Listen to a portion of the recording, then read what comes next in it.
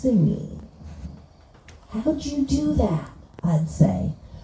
When we'd walked on by, I never said a word while she was listening. Just tell me, how did you learn to hear that corn? And she'd say, it's not easy. Takes a lot of practice. And I said, I'll take the time. She was so good at listening that one time she heard wildflower seeds burst open, beginning to grow underground. She told me she just happened to be away up in the canyon, all by herself, right after a rain, and that she stayed there long enough to understand the quiet of that place. And she said that that place was the quietest place she'd ever been. Well, I asked her, because I always had to ask, weren't you surprised to hear those seeds? And she said, no, not surprised. Seemed like the most natural thing in the world.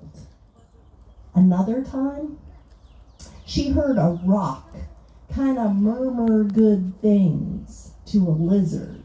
I was there this time. We were just walking along like we always walked along, and we saw this lizard sunning itself on this rock, so of course we stopped. And then she said, I wonder how that lizard feels about that rock. And I wonder how that rock feels about that lizard. She was all the time asking herself hard questions like that take a while to answer. And so we leaned up against a rock nearby, and a long time passed. And then she said,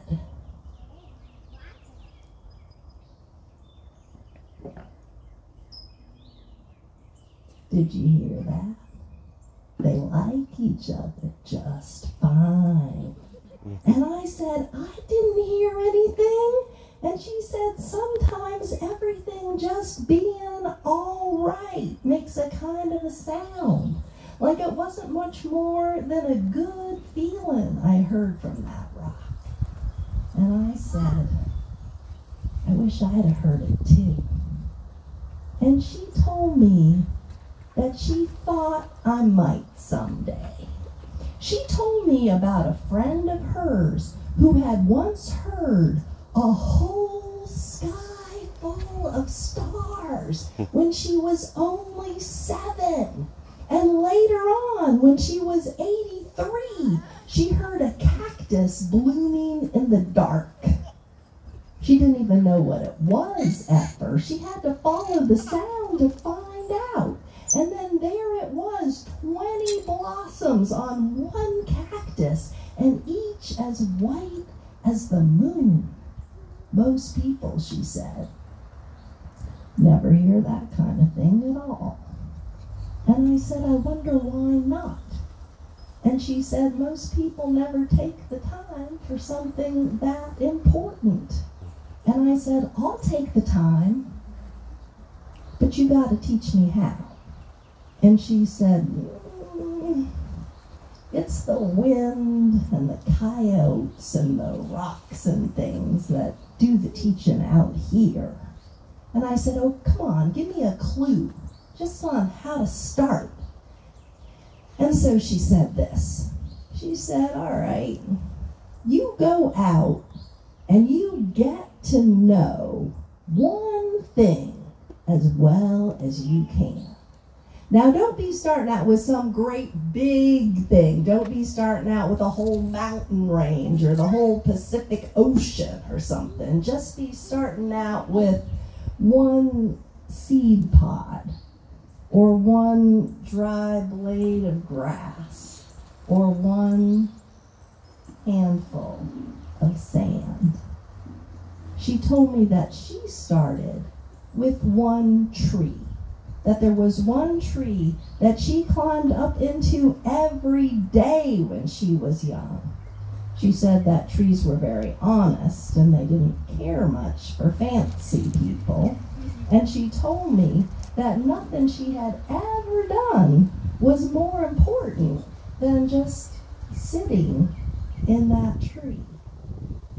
I said, "Tell me everything you can." And so she said this. She said, "It's good to go with people, but sometimes you go alone. That way you'll always be able to stop and listen at the right time." I told her that I'd remember everything. And I did. And not any of it worked. All I could hear was the wind and birds and coyotes and stuff that just anybody can hear. I nearly gave up altogether. I thought there was something wrong with me. But I still did go walking in my hills. In fact, in those days, I remember I used to sing to those hills quite often. I figured if they weren't going to sing to me, I could sing to them anyhow. And my whole song was just this. Hello, hills. Hello, hills. Hello, hills. Hello. And I remember I'd gotten up earlier than usual one morning. I took the rocky side instead of the path. It's steeper there, but I like it better. I'd been away from home 5 days, and I'd missed those hills 5 days. I climbed right up to where I can stand and look out over everything. And I sang my song. Hello, hills. Hello, hills. Hello, hills.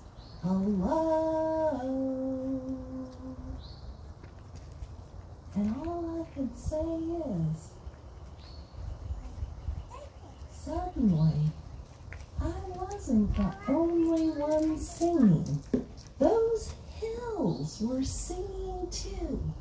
Now their kind of song, it isn't real loud, it isn't anything you could ever explain, you couldn't write it down.